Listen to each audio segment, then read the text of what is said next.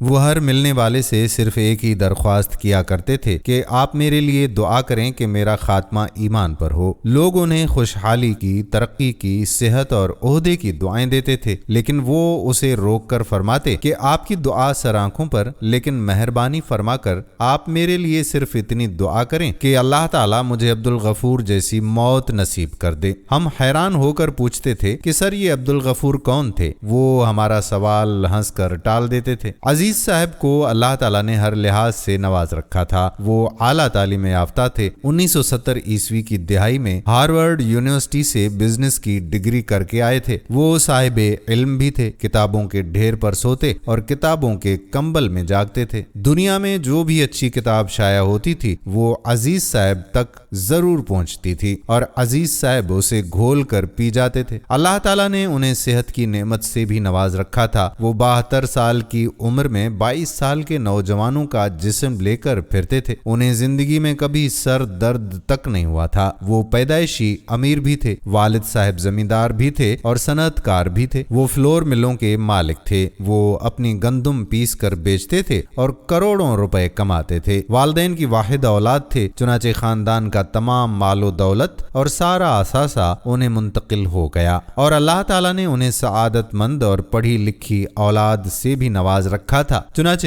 وہ ہر لحاظ سے ایک شاندار ترین زندگی گزار رہے تھے، لیکن اس کے باوجود وہ ہر وقت خود بھی عبدالغفور جیسی موت کی دعا کرتے تھے اور دوسروں سے بھی یہی درخواست کرتے رہتے تھے۔ ہم وجہ پوچھتے تھے تو وہ فرمایا کرتے تھے کہ بس عبدالغفور مجھے سیدھا اور صحیح راستہ دکھا گیا، اللہ تعالیٰ اسے کروٹ کروٹ جنت نصیب کرے، اور وہ اس کے بعد خاموش ہو جاتے تھے۔ یہ 1993 عیسوی کا حج تھا۔ مجھے انہوں نے بلایا، بڑے پیار سے ملے اور فرمایا کہ میں حج پر جا رہا ہوں اور شاید میں وہاں سے واپس نہ آ سکوں۔ بس بیٹا، میں نے آپ سے صرف ایک درخواست کرنی تھی، میں آپ کو جب بھی یاد آؤں آپ میری اولاد کے لیے ایمان پر خاتمے کی دعا کر دینا۔ میں نے حیرت سے ان کی طرف دیکھا اور عرض کیا کہ آپ کیسے کہہ سکتے ہیں کہ آپ حج سے واپس نہیں آئیں گے، اور دوسرا آپ اس بار اپنے بجائے اپنی اولاد کے لیے کیوں دعا کر رہے ہیں؟ وہ ہنس کر بولے کہ آپ مجھ سے ہمیشہ عبدالغفور کی کہانی سننا چاہتے تھے، میں سمجھتا ہوں کہ اب وہ کہانی بتانے اور سنانے کا وقت آ گیا ہے۔ آپ عبدالغفور کی داستان سنو، آپ کو میری بات سمجھ میں آ جائے گی۔ وہ رکے اور پھر آہستہ آواز میں بولے کہ بیٹا، عبدالغفور ہمارے لاہور کی مل میں ملازم تھا۔ وہ بلا کا کام چور، سست اور دھوکے باز تھا۔ وہ مل کی گندم اور آٹا چوری کر کے بھی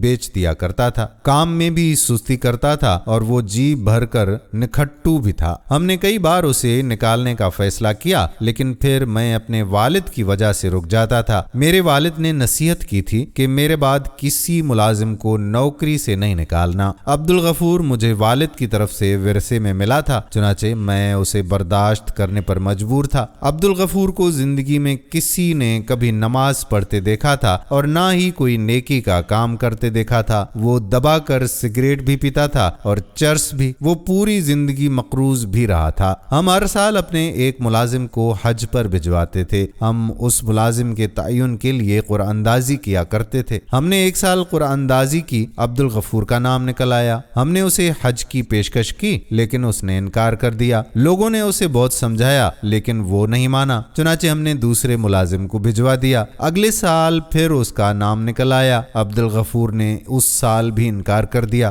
ہم نے دوبارہ قرآن اندازی کی، دوسری بار پھر اس کا نام آ گیا۔ ہم نے تیسری قرآن اندازی کی، پھر بھی عبدالغفور کا نام آ گیا۔ ہم نے تجربے کے لیے مرتبان میں چوتھی مرتبہ عبدالغفور کی پرچی نہ ڈالی اور اس کی جگہ خالی پرچی ڈالی تھی۔ چوتھی مرتبہ پرچی نکالی تو وہ خالی نکلی۔ گویا اللہ تعالیٰ ہر صورت عبدالغفور کو حج کروانا چاہتا تھا، لیکن وہ نہیں مان رہا تھا۔ ہم نے اس پر بہت زور دیا، مگر اس کا کہنا تھا کہ مجھے تو نماز بھی نہیں آتی، میں حج کر کے کیا کروں گا؟ میں نے آخر میں اس کے ساتھ ایک سودا کیا۔ میں نے اس سے کہا کہ تم حج پر چلے جاؤ، میں تمہیں پورے سال کی تنخواہیں اضافی دے دیتا ہوں۔ وہ لالچ میں آ گیا۔ میں نے مولوی صاحب کا بندوبست کیا۔ مولوی صاحب نے اسے نماز اور حج کا طریقہ سکھایا، دعائیں اور آیتیں یاد کرائیں، اور ہم نے اسے حج پر روانہ کر دیا۔ عبدالغفور حج پر گیا، حج کیا، طواف الوداع کیا، عشاء کی آخری نماز پڑھی، سجدے میں گیا اور سجدے سجدے میں ہی انتقال کر گیا۔ وہ مرنے کے بعد دیر تک سجدے میں پڑا رہا۔ ساتھیوں میں سے کسی نے ہلایا تو پتہ چلا کہ عبدالغفور انتقال کر چکا ہے۔ آپ اللہ کے فیصلے تو دیکھیے، اس رات امام کعبہ کا انتقال بھی ہو گیا۔ اگلی صبح امام کعبہ کا جنازہ تھا۔ عبدالغفور کی میت بھی امام کعبہ کے ساتھ حجر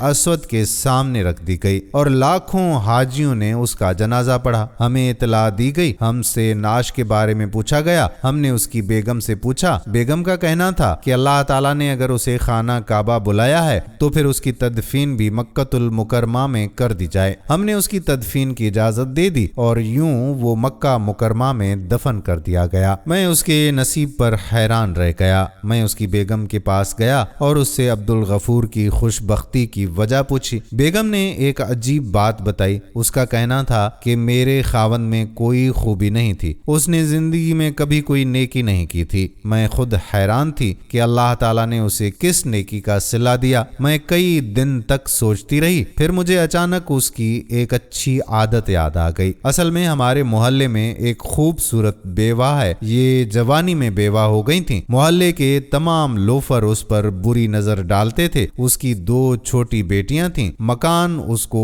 اس کا مرحوم خاوند دے گیا تھا۔ گھر کے اخراجات اس کے دیور نے اٹھا لیے تھے، لیکن مہنگائی میں اس کا گزارا نہیں ہوتا تھا۔ وہ اپنی بیٹیوں کو پڑھانا چاہتی تھی۔ وہ اس کے لیے دوسروں کے گھر میں کام کرنے جاتی تھی، لیکن وہ جہاں جاتی تھی لوگ وہاں اس کی عزت پر ہاتھ ڈال دیتے تھے، چنانچہ وہ کام چھوڑنے پر مجبور ہو جاتی تھی۔ میرے خاوند کو جب پتا چلا تو وہ اس کی ڈھال بن گیا۔ اس نے اسے اپنی بہن بنا لیا۔ اس نے اپنی منہ بولی بہن کو گھر بٹھا دیا اور اس کی دونوں بیٹیوں کو اسکول داخل کرا دیا۔ وہ لوگوں سے قرضے لے کر آپ کی فیکٹری سے چوری کر کے ان بچیوں کو تعلیم دلاتا تھا۔ وہ ہفتے 10 دن بعد اپنی منہ بولی بہن کے گھر راشن بھی دیا کرتا تھا، لیکن اس نے راشن دیتے وقت یا بچیوں کی یونیفارم، کتابیں اور فیس دیتے ہوئے کبھی اس کے گھر کی دہلیز پار نہیں کی تھی۔ وہ یہ تمام چیزیں ایک بڑی سی ٹوکری میں رکھتا تھا۔ وہ ٹوکری بیوہ کی دہلیز پر رکھتا تھا، دروازے پر دستک دیتا تھا اور کہتا تھا کہ مریم بہن، میں نے سامان باہر رکھ دیا ہے، آپ اٹھا لیں۔ اور مریم وہ سامان اٹھاتے وقت ہمیشہ کہتی تھی کہ جا میرے بھائی، اللہ تعالیٰ تمہارا خاتمہ ایمان پر کر دے۔ ہمیں یہ دعا عجیب لگتی تھی، لیکن ہم چپ رہتے تھے۔ آپ نے اسے پچھلے سال بھی حج پر بھجوانے کی کوشش کی، لیکن اس نے یہ سوچ کر انکار کر دیا کہ وہ اگر سعودی عرب چلا گیا تو مریم بہن خود کو بے سہارا محسوس کرے گی۔ وہ اس بار بھی نہیں جانا چاہتا تھا، لیکن آپ نے اسے پورے سال کی اضافی تنخواہ دے دی۔ عبدالغفور نے وہ ساری رقم مریم بہن کو دے دی۔ وہ حج پر چلا گیا۔ اس کا وقت پورا ہو چکا تھا، چنانچہ اللہ تعالیٰ نے اسے زبردستی مکہ بلوا لیا۔ مریم بہن کی دعا قبول ہوئی اور میرا خاوند ایمان کی عظیم حالت میں اللہ تعالیٰ کے پاس چلا گیا۔ آپ حیران ہوں گے، مریم بہن نے جب یہ خبر سنی تو اس کے منہ سے بے اختیار شکر الحمدللہ نکلا۔ وہ رکے، چند لمحے سانس لیے اور پھر گویا ہوئے۔ کہنے لگے کہ میں یہ داستان سن کر سکتے میں آ گیا۔ میں اس کے بعد مریم بہن کے گھر گیا اور میں نے عبدالغفور کی طرح اس خاندان کی ذمہ داری اٹھا لی۔ میں اس دن سے مریم بہن، عبدالغفور کی بیگم اور اپنے تمام دوستوں سے درخواست کر رہا ہوں کہ آپ میرے لیے دعا کریں کہ اللہ مجھے عبدالغفور جیسی موت نصیب کر دے۔ میں خود بھی دن میں سینکڑوں مرتبہ ایمان پر خاتمے کی دعا کرتا ہوں۔ میں نے زندگی میں کبھی حج نہیں کیا۔ میں 15 سال عبدالغفور کی طرح بلاوے کا انتظار کرتا رہا۔ اللہ تعالیٰ نے بالآخر میری بھی سن لی، چنانچہ مجھے بھی عبدالغفور کی طرح زبردستی طلب کیا جا رہا ہے۔ میں جا رہا ہوں۔ مجھے یقین ہے کہ اللہ پاک مجھے عبدالغفور جیسی موت دے گا۔ وہ رکے، خوشی کے آنسو پونچھے، مجھے سینے سے لگایا اور اپنے بیڈ روم میں چلے گئے۔ میں دیر تک ان کے ڈرائنگ روم میں پریشان اور حیران بیٹھا رہا۔ وہ چند دن بعد حج پر تشریف لے گئے۔